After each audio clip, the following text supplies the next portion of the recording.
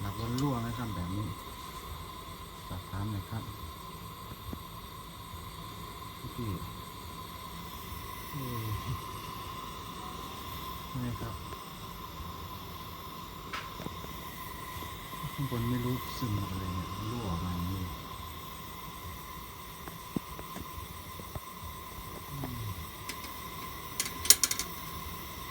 นะเดี๋ยวไฟออกมา